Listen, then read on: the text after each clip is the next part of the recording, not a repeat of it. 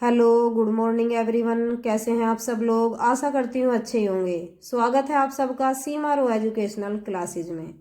आज हम आपके सामने लेकर आए हैं क्लास 9th का काव्य खंड का लेसन 6 मैथिली शरण गुप्त, जिन्होंने पंचवटी नामक कविता को लिखा है। पंचवटी में सबसे पहले चारू चंद्र की चंचल किरणें, हम इसका संदर्भ, प्रसंग, काव्यगत सौंदर्य एक साथ देखेंगे और लिखित रूप में देखेंगे। अध्याय 6 पंचवटी। पंचवटी एक कविता है, मैथिली शरण गुप्त द्वारा रचित है। पद्यांशों की संदर्भ व प्रसंग सहित व्याख्या एवं उनका काव्यगत सौंदर्य भी स्पष्ट कीजिए। एक साथ देखेंगे सारी चीजें। सबसे पहले वाली पद्यांश है, कविता है, कविता का पद्यांश है चारू चंद्र की चंचल किरणें, और लास्ट का लिख देंगे झोंकों के। सबसे पहले देखेंगे संदर्भ।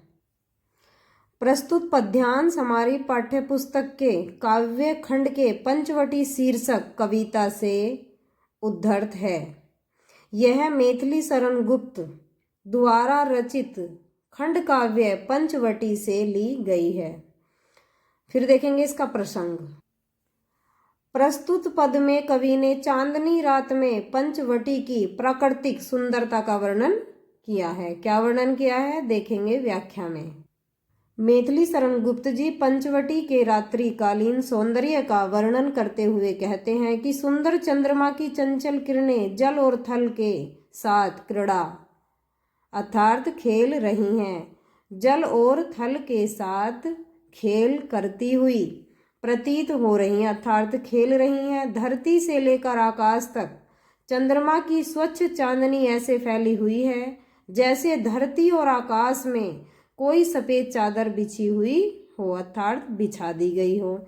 धरती अपनी प्रसन्नता व हर्ष को हरे घास के तिनकों की नोक के माध्यम से उन्हें हिलाकर प्रकट कर रही है, अर्थात तिनकों की नोक चांदनी में चमकती है और उसी चमक के कारण पृथ्वी की प्रसन्नता व्यक्त हो रही है।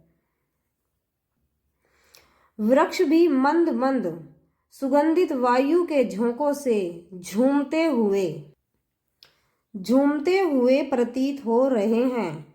वृक्षों को देखकर ऐसा लगता है कि वे भी अपनी प्रसन्नता को प्रकट करते हुए झूम रहे हैं। कहने का तात्पर्य यह है कि पंचवटी के रात्रिकालीन सौंदर्य से सारी प्रकृति आनंदित हो रही है, अर्थात हर्षित हो रही है। काव्यगत सौंदर्य देखेंगे।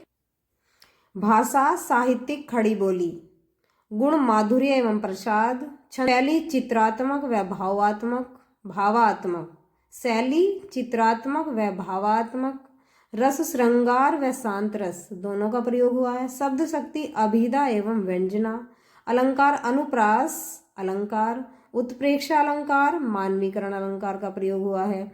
नेक्स्ट व्याख्या देखेंगे। 6 वाली देखेंगे। है बिखेर देती वसुंधरा मोती सबके सोने पर, रवि बटोर लेता है उनको सदा सवेरा होने पर, और विरामदायिनी अपनी संध्या को दे जाता है शून्य श्याम तनु जिससे उसका नया रूप झलकाता है।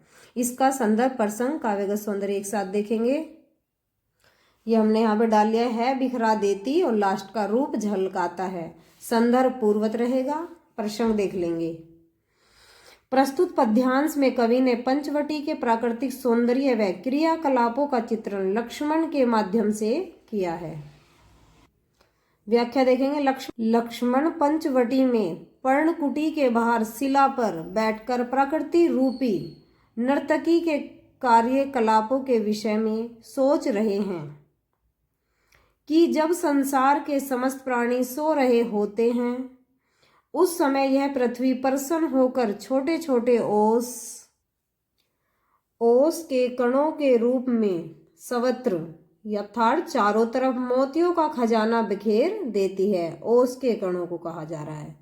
प्रातःकाल होते ही सूर्य अपने किरण रूपी हाथों से उन मोतियों को समेट लेता है, अर्थात इकट्ठा कर लेता है, अर्थात सूर्य की किरणों के ताप के कारण ओस के ये कण सूख जाते हैं। सूर्य दिन भर आकाश के विस्तृत मार्ग में गमन करता हुआ थक जाता है और संध्या समय उसे विश्राम मिलता है। अर्थात सूर्य इन मोतियों को अपने पास नहीं रखता, बल्कि शाम को थककर लौटते समय प्रातःकाल समेटे गए ओस के मोतियों का खजाना विश्राम देने वाली संध्या को सौंपकर अस्त हो जाता है, अर्थात छिप जाता है।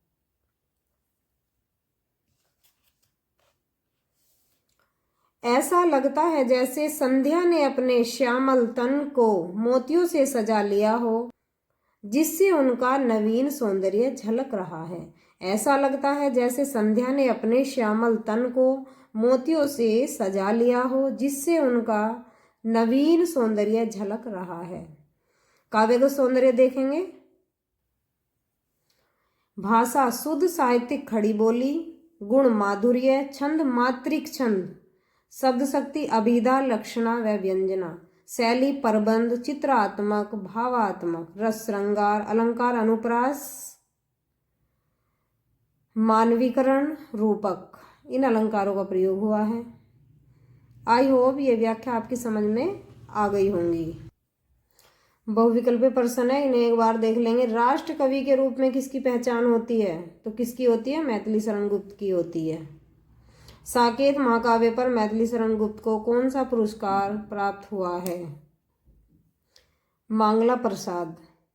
किसकी प्रेरणा से मैथिली शरण गुप्त ने खड़ी बोली में कविताएं करना आरंभ किया? महावीर प्रसाद द्विवेदी की। मैथिली शरण गुप्त का मृत्यु वर्ष है 1964 ईस्वी। चारू चंद्र की चंचल किरणें जल थल में कहाँ खेल रही हैं? पंचवटी में।